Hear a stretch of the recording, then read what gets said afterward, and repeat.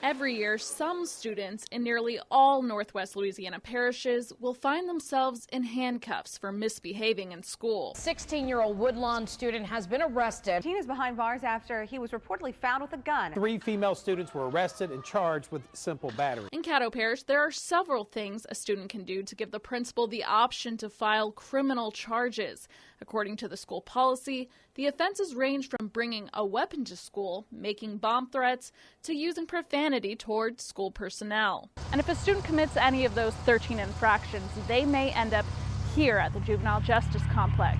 But if a student is 17 years or older, they would be facing the criminal justice system and would face charges as an adult. For example, in 2014, Isaiah Heath, a star basketball player at Byrd High School, learned about the school policy the hard way after a heated argument with his teacher. Several students witnessed that argument.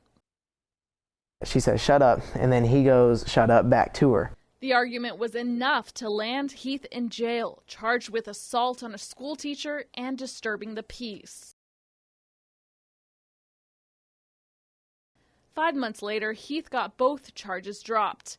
A school spokesman told us at the time, school leaders followed steps outlined in the district handbook. The concept of turning to police to solve a school situation is oftentimes called the school-to-prison pipeline.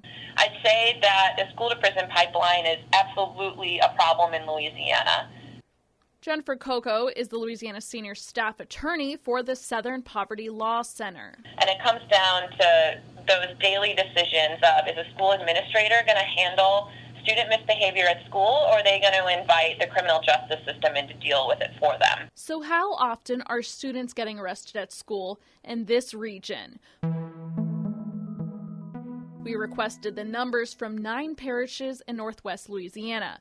For the 2015-2016 school year, in the less populated parishes, school-based arrests ranged from 0 to a handful to 50. The bigger school districts of Caddo and Bossier had numbers in the triple digits. But a pattern all had in common. The number of school-based arrests are on the decline, meaning less students getting locked up. This is the worst part of detention. And you can flip on the lights. Caddo Parish Juvenile Services Director Clay Walker showed us one of the 29 beds at the Juvenile Detention Center. Every kid in here has got pretty serious charges and they're dealing with serious issues. Walker does not think all school bad behavior is appropriate for jail.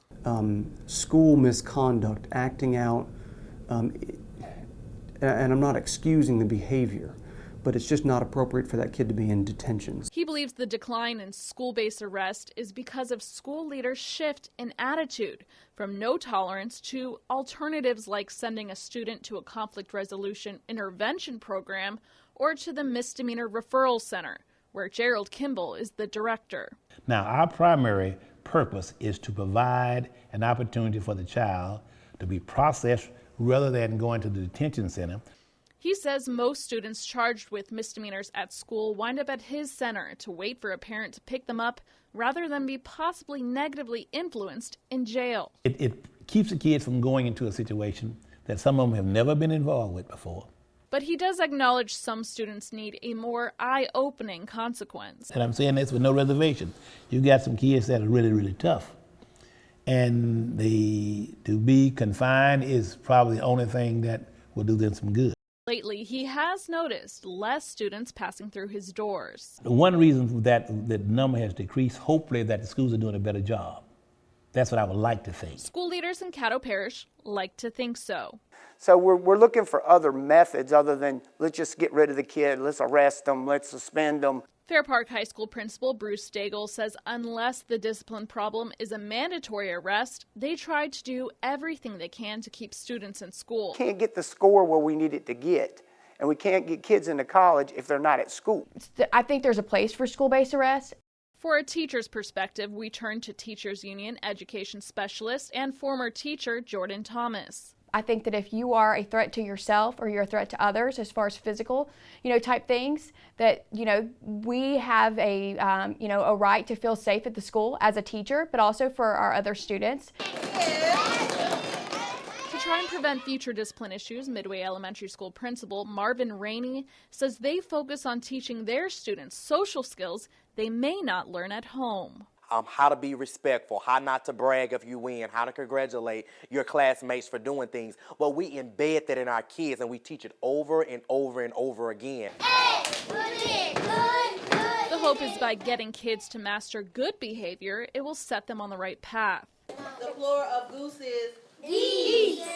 Already in 3 years, he has seen discipline issues shrink from double to single digits. And if we do a really good job at pre-K 3, it sets them off on the, for the rest of their lives. The school also spends a lot of time trying to get parents involved in the school and their child's lives, a concept that nearly everyone we spoke with agrees on. The school-to-prison pipeline doesn't start at school. School-to-prison pipeline implies it's the school's fault. I would tell you that the majority of the problems actually come from the home. And Teachers Union President Jackie Landstow believes what is needed to disturb the home-to-school-to-prison pipeline will take a community effort. And quit stepping back and pointing fingers at the schoolhouse and recognizing that the public, the parents, the community, the churches, all those people are equally responsible. In the end, if less students are misbehaving and getting arrested, not only are they more likely to be productive citizens, but it also means it's saving you, the taxpayer, money that would have otherwise been spent housing them in jail. In Caddo Parish, Victoria Shirley, KSLA News 12.